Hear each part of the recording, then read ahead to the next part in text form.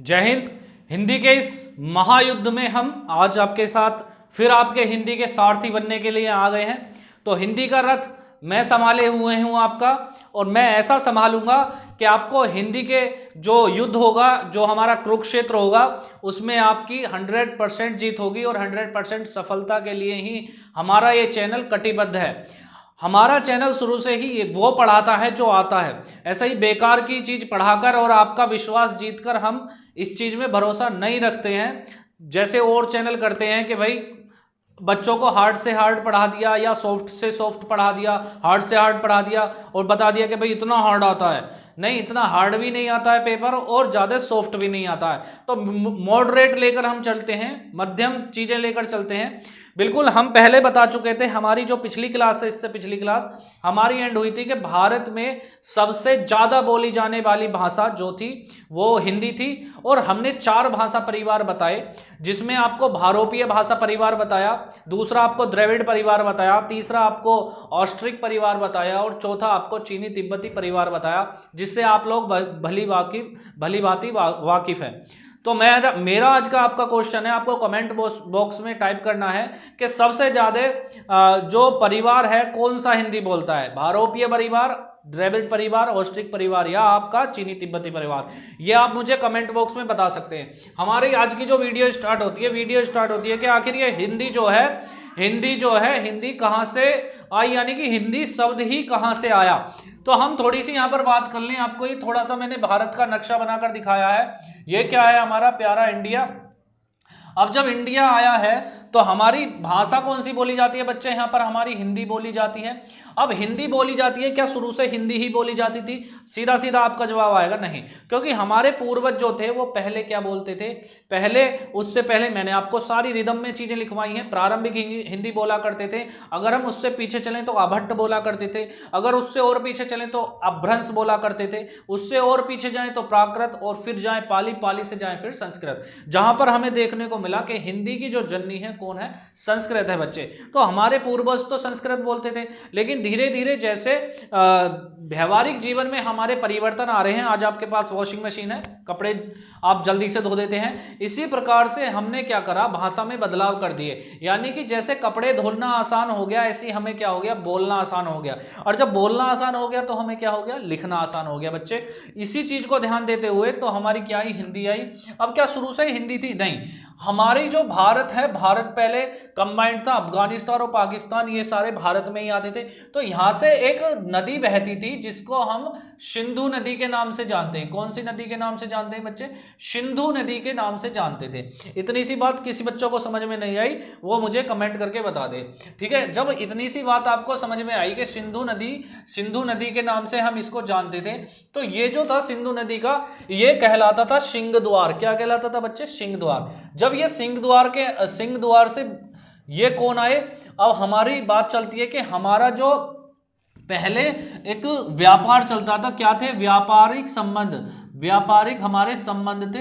अब व्यापारिक संबंध किससे थे? तो भारत के और बच्चे ईरान, जिसे हम फारस भी कह सकते हैं, क्या थे? हमारे व्यापारिक संबंध थे। तो ये जो फारसी थे, जो ईरानी थे, वो कहां से आते थे? सिंह द्वार से होते हुए भारत में प्रवेश करते थे। अब जब सिंह द्वार में होते हुए भारत में प्रवेश करे तो इनको मिली सिंधु नदी। क्या मिली बच्चे? सिंधु नदी। अब सिंधु से इन्होंने शैका तो बना दिया बच्चे, है क्या बना दिया? शैका तो बना दिया है। और ये ध को कहते थे, क्या? द।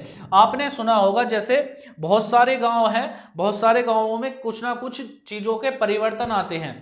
जैसे आप फारसी में, मैंने जहां तक देखी है, एक आध मूवी देखी है, फारसी नहीं फ्रेंच में देखी है, तो वो दांतर कहते हैं। क्या कहते हैं? दांतर कहते हैं। डॉक्टर को क्या कहते हैं? दांतर कहते हैं। इसी तरीके से शब्दों का क्या हुआ? हेर फेर हुआ। उन्होंने से का क्या बनाया? है। ध का क्या बना दिया? द। और यही चीजों का परिवर्तन होकर क्या बना? सिंधु से बना बच्चे हमारा हिंदू। क्या बन गया बच्चे? हिंदू बन गया। सभी बोलेंगे क्या बन गया? हिंदू बन गया। अब इन्होंने हिंदू में एक प्रत्यय जोड़ा। क्या जोड़ा? ई। अब जो इन्होंने हिंदू में एक प्रत्यय जोड़ा ई, तो उसका बना दिया इन्होंने क्या? हिंदी। तो यहां से हमारा एक प्यारा सा क्वेश्चन बन के आया। देखिए क्वेश्चन से क्वेश्चन निकालने हैं, समझाने का तरीका इस तरीके से लेकर चलता हूं कि आपका बिल्कुल व्यवहारिक लगे, आपको समझ में भी आ रहा होगा। तो हिंदी बनाया तो हमारा क्वेश्चन का आंसर ये होता है कि जो है हमारा भारत जो जिसमें हमारी राजभाषा हिंदी है, हिंदी में जो बोली जाती है, हिंदी जो बोली जाती है वो हिंदी भाषा का नाम किसने दिया? तो किसने दिया बच्चे? फारस ने दिया, फारसियों ने दिया या फिर ईरानियों ने दिया। अच्छा बता देंगे कि हिंदी का नाम दिया और हिंदू का नाम भी किसने दिया? फारसियों ने दिया या ईरानियों ने दिया। बात इतनी सी क्लियर है, बहुत बढ़िया बात है। अगला हमारा क्वेश्चन है, संविधान में हिंदी को राज्यसभा का दर्जा कब दिया गया? राज्यसभा का दर्जा आपको मैंने पहले ही बताया था, 3 तरीके की भाषा होती है, क्षेत्रीय भाषा, राज्य भाषा, राष्ट्रीय भाषा या फिर राजभाषा। जब 3 तरीके की हमारी भाषा होती है तो क्षेत्रीय जो लोकल में बोली जा रही हो, राष्ट्रीय जो व्यापक देश में बोली जाती हो, सारे देशों में बोली जा रही हो, और हमारी तीसरी कौन सी आ जाती है? राजभाषा, जो ऑफिशियल वर्क के लिए बोली जा रही हो, जो कि हमारे आसपास के क्षेत्र में आप शायद मेरे से जुड़े हुए हैं तो आप हिंदी भाषी हैं, है ना? अगर कोई भी बच्चा मेरे पास कोई अलग लैंग्वेज का जुड़ा है वो प्लीज कमेंट कर दें, और सभी हिंदी भाषी के जो छात्र हैं हमारे जो हमसे जुड़े हुए हैं वो एक बार थम्स अप करके जरूर बता दें कि हाँ जी हम क्या है, हिंदी भाषी के छात्र हैं। बात क्लियर है? तो संविधान में हिंदी को संविधान राजभाषा का दर्जा दिया गया। ये डेट थी 14 सितंबर 1949। कब थी? 14 सितंबर 1949। जी हाँ बिल्कुल आप सही सोच रहे हैं, 14 सितंबर, वही 14 सितंबर जिसमें हिंदी दिवस मनाया जाता है। बिल्कुल। अब यहां पर जो बनाया राजभाषा आयोग बनाया गया। क्या बनाया गया बच्चे? राजभाषा आयोग। सारी चीजें आएंगी अभी, बिल्कुल अभी जो हमारा स्टार्ट हो रहा है आप देख रहे होंगे, ये वर्णमाला, वर्णमाला से ये जो भी ऊपर बता रहा हूं हिंदी का आपका परिचय है, छोटा सा परिचय है। ये सारा आपका यूपी पुलिस एसआई में आने के योग्य है। एसएससी जीडी में से यहां से कोई क्वेश्चन नहीं आएगा। जब एसएससी जीडी में आएगा उस चीज को मैं आपको जरूर बता दूंगा, जो हमारी वर्तनी स्टार्ट होगी। लेकिन एसएससी जीडी में क्वेश्चनों को सोल्व करने के लिए ये सारी चीज पढ़नी पड़ेंगी भाई। आप अगर वर्तनी शुद्धिकरण पढ़ोगे, अगर उसे सोल्व करने की कोशिश करोगे तो आपको वर्ण आने चाहिए। वर्ण कितने होते हैं, किसका जुड़ के क्या बनता है, उसमें वर्तनी में काम आता है संधि, ठीक है ना, संधि, तो सारी चीजें कनेक्टेड है। लेकिन कहते हैं कि सिलेबस छोटा है लेकिन पढ़नी सारी चीज पढ़ेंगी। तो आपको एकदम अच्छे से आपको हिंदी करनी है तो आप पढ़ सकते हैं हमारे साथ। अगर आप चैनल पर नए आए हैं तो हमारा चैनल सब्सक्राइब कर दीजिए ताकि हमें भी इतना उत्साहवर्धक हो। लाइक तो आप जरूर कीजिए, क्योंकि हमें उत्साह होता है, खुशी होती है कि हाँ हमारे बच्चे हमसे जुड़े हुए हैं और बिल्कुल तन मन से जुड़े हुए हैं, जो कि सफलता के बिल्कुल नजदीक पहुंचने के लिए बहुत ही आतुर हो चुके हैं। और गारंटी का वादा यह है कि जो एग्जाम में आएगा वो पढ़ाऊंगा, विद प्रैक्टिस के साथ पढ़ाऊंगा, आप टेंशन ना लीजिए। राजभाषा आयोग बना, उस राजभाषा आयोग के प्रथम अध्यक्ष का नाम बता दीजिए बच्चे। जिस भी बच्चे को अगर नाम पता है वो बता देगा, उसका नाम क्या हो जाएगा? उनका नाम है बाल गंगाधर। क्या हो जाएगा बच्चे? बाल गंगाधर। यहां पर हम लिख देंगे, क्या लिख देंगे? बाल गंगाधर खैर। बात कितनी सी है? बात छोटी सी है, बाल गंगाधर खैर। अब बात यहां पर हमारी क्या हो जाती है? खत्म हो जाती है। अब जब बात इतनी सी खत्म होगी तो हम कहते हैं कि भाई हमारी हिंदी भाषा भी हो गया, हिंदी भाषा का परिचय भी हो गया। अब इसमें बात आती है वर्णमाला की। तो वर्णमाला क्या है? यानी कि किसी भी भाषा को बोलने के लिए अक्षरों की आवश्यकता होगी। सही कह रहा हूं या नहीं कह रहा हूं? किसी भी भाषा को बोलने के लिए क्या अक्षरों की आवश्यकता होगी? सभी का जवाब आना चाहिए जी नहीं, अक्षरों की नहीं आवश्यकता होती। अक्षर भी किसी ना किसी चीज से मिलकर बने हैं। यानी कि अक्षर हमारे किससे मिलकर बने हैं? वर्ण से मिलकर बने हैं। किससे? वर्ण से।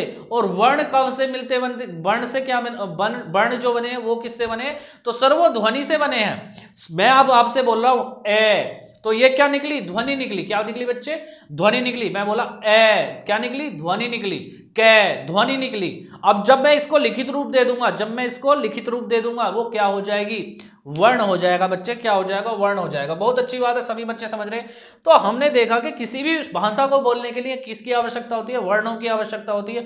और जो वर्ण होती है, वो वर्ण जो होते हैं वो कहाँ पे जो है स्थायी होते हैं? तो वह हमारे जो होते हैं वो कहाँ होते हैं? वर्णमाला में होते हैं। कहाँ होते हैं बच्चे? सभी बताएंगे वर्णमाला में। बहुत जोर से बोलिए, कहाँ होते हैं? वर्णमाला में। अब जयकारा लगा दीजिए कि वर्णमाला आखिर होती क्या है। तो यहां पर हम दिखाएंगे वर्णों के व्यवस्थित समूह या क्रमबद्ध समूह को, कुछ भी आ सकता है, व्यवस्थित समूह आ सकता है या क्रमबद्ध समूह आ सकता है, को वर्णमाला कहते हैं। अब ये क्या है? ये क्या मैटर है? क्या बता रहा हूं मैं आपको? कुछ नया बता रहा हूं क्या? नहीं, नया नहीं बता रहा। हम सब ने पहली दूसरी तीसरी में आ ई ऊ री ए ओ सब कुछ कै खे गे घे अंगा सब कुछ पढ़ा है, लेकिन हमें क्या है, रिदम में नहीं आता। हम जैसे अब सोने कि भाई हमें जल्दी से ए पेन और आ पे हम सुनाओ, तो हम सुनाएंगे ए आ सॉरी ए आ ई री ओ ऊ, फिर क्या आ जाएगा, अंगा अहा ख ख कै खे गे घे टे ठे डेढ़। लेकिन क्या है, क्या हम रिदम में सुना रहे हैं, क्या हम क्रमबद्ध सुना रहे हैं, क्या हम व्यवस्थित क्रम में सुना रहे हैं? नहीं सुना रहे। जवाब आएगा सीधा सा, नहीं सुना रहे।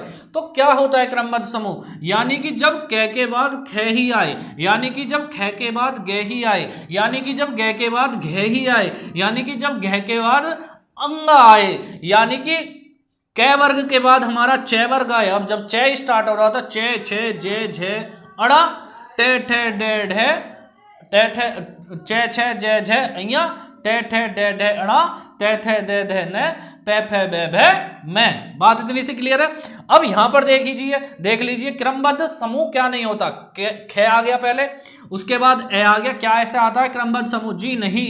अगर ये अलग अलग लिखे हैं, कै के बाद खे ही आता है, और यहां पर देखिए खे के बाद कै कितनी दूर रखा गया है और उसके बाद रखा गया, तो ये चीज होती है, ये क्रमबद्ध नहीं है, ये क्या है, क्रमबद्ध। बात इतनी सी समझ में आ गई, बहुत अच्छी। अब सर आपने वर्णमाला बता दी, वर्ण बताइए वर्ण क्या होते हैं आखिर। तो सर हमने छोटी सी परिभाषा वर्ण को समझाने की कोशिश करी है, जिसके टुकड़े या खंड ना किए जा सकें, जिसके टुकड़े या खंड ना किए जा सकते। सपोज थोड़ा सा मैं आपको उदाहरण देके बताऊंगा, ये हमारा क्या है, सभी बच्चे पढ़ के बताएंगे कि ये क्या लिखा है। सभी बच्चे बताएंगे सर लग तो कुछ कैसा रहा है, लेकिन आपने इसका ऑपरेशन कर दिया। क्या कहोगे, सर लग तो ये कैसा रहा, लेकिन आपने इसका क्या कर दिया, ऑपरेशन कर दिया। बिल्कुल आपने सही बोला सर, हमारा कै तो ऐसे बनता है, ये टूटा फूटा कै नहीं होता, हमारा कै ऐसे बनता है, टूटा फूटा कै थोड़ी होता है हमारा, सर कै ऐसे बनता है। बिल्कुल। तो क्या है ये, जिसके टुकड़े या खंड ना किए जा सके वह क्या है, वर्ण है। लेकिन ये क्या है, वर्ण नहीं है। सभी लोग नोट करते रहिए, ये जो सारी क्लासें हैं आपको हमारी रिदम में चलती हुई मिलेंगी, यानी कि एक क्लास के बाद एक क्लास, सारा कोर्स डालने वाला हूं। बस आप अपने इस परिवार को बड़ा बनाने की कोशिश कीजिए, बच्चों में शेयर कर दीजिए, जो भी आपके दोस्त हैं उनका भी क्या हो, भला हो। ठीक है, सबके माता पिता का सपना मेरे माध्यम से पूरा करने की मैं पूरी कोशिश करूंगा कि आपको वर्दी जरूर मिले। ठीक है बच्चे, बस इतना सा ही मेरा क्या है, मन है। इसके बाद हम देखते हैं कि वर्ण का दूसरा नाम अक्षर भी होता है। अच्छा सर, अक्षर होता है, क्या होता है अक्षर? तो भाई मैं बोला मैं बोला कि भाई तुम काम क्यों नहीं कर रहे हो, तो ये क्या निकल रहा है, ये सारे वर्ण समूहित होकर क्या जा रहे हैं, अक्षर के रूप में जा रहे हैं। नहीं सर, आपने तो अभी बताया ध्वनि होती है। मेरे बाबू, जब ध्वनि तो क्या है, आवाज है, ध्वनि को तो नापते हैं किसी भी चीज से, लेकिन अक्षर क्या है, व्याप्त है। अभी यहां पर मेरे सामने 10,000 बच्चे सुन रहे हैं, मुझे 10,000 बच्चे सुन रहे हैं या 1,000 बच्चा सुन रहा है, लेकिन मेरे पास जो बैठा हुआ बच्चा है वो भी सुन रहा है। यानी कि ध्वनि जो हमारा अक्षर है, हमारा अक्षर कभी नष्ट नहीं होता, अक्षर को कभी नष्ट नहीं किया जा सकता, अक्षर को कभी कम नहीं किया जा सकता। अक्षर क्या है, अक्षर आप इससे समझ भी सकते हैं, ए प्लस क्षर, क्षर यानी जिसका नाश न हो, क्षर यानी नाश, और ए माने नहीं। हमारी हिंदी भाषा में ए का मतलब होता है नहीं, यानी जिसका क्या ना हो, नाश न हो। आगे आपको पर्यायवाची में भी और विलोम शब्द में इन चीजों का बोध होगा। ठीक है, लगे रहिए मेरे साथ। तो अक्षर जिसका कम या नष्ट ना किया जा सकते वह क्या है, अक्षर है। अब बात आती है ध्वनि, ध्वनि भी कहते हैं। तो प्रत्येक वर्ण की ध्वनि भिन्न भिन्न होती है। क्या होती है, भिन्न भिन्न, बिल्कुल सही बात है। सर हम कै बोलेंगे, कै को कै बोलेंगे, सर हम खे को खे बोलेंगे, कै को कै बोलेंगे। आपने तो बिल्कुल सही बताया, बिल्कुल ध्वनि अलग अलग होती है, सभी को लोग समझ गए होंगे। यहां से हमारे 2 क्वेश्चन निकल कर आते हैं कि भाषा की जो इकाई है, भाषा की जो इकाई है वो क्या है, वर्ण कैसी इकाई है सर, तो वर्ण लिखित इकाई है। सर अक्षर कैसी इकाई है, तो अक्षर कैसी इकाई है, तो सर अक्षर मौखिक इकाई है। अब जो हम अगली वीडियो में पढ़ेंगे वो पढ़ेंगे कि भाषा की सबसे छोटी इकाई किसको कहते हैं, भाषा की सबसे छोटी इकाई किसको कहते हैं। अगर किसी भी बच्चे को इसका आंसर मालूम है तो वो कमेंट बॉक्स में टाइप कर दे, और जिस बच्चे को हमारा जो ये प्रश्न है उसका आंसर मालूम नहीं है तो वो अगली वीडियो का इंतजार करे। तो सभी को अब के लिए जय हिंद, और प्लीज हमारे चैनल को शेयर कीजिए। आप हमारे चैनल को बड़ा बना सकते हैं। आपकी एक कोशिश हमारे इस चैनल को बहुत ही प्यार देगी और आपके इस प्यार को हम बनाए रखने के लिए इतनी कड़ी मेहनत डेली करते हैं कि एक एक क्लास के पीछे हमारी कई कई घंटों की प्रैक्टिस होती है। तो बच्चे सभी खुश रहे, सभी को बहुत बहुत आशीर्वाद। जय हिंद।